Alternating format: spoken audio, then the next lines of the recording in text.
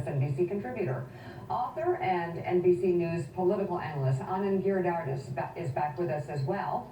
Also with us, executive editor for National Review, Reihan Salam, executive director of Justice Action Network, Holly Harris, and Tiffany Cross is still with us. She is co-founder and managing editor of The Beat DC. Good to have you all on board.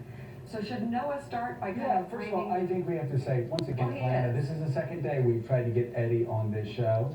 Yeah. I'm starting to wonder. You know, No. he influenced my thinking so much that I thanked him in this book, so I preemptively neutralized his criticism.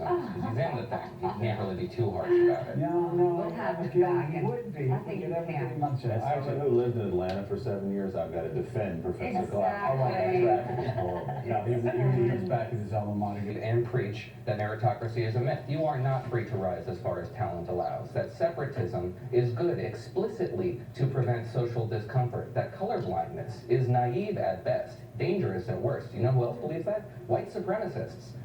The distinction between the two are blurred increasingly, and they are an obstacle to the... Every father with young black sons have to give the same speech. The distinction My that dad is never had not to give me we- that speech.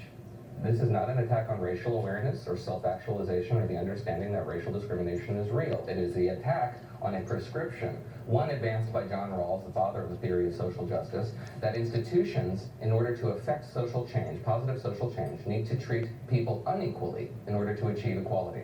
There is no justice in that.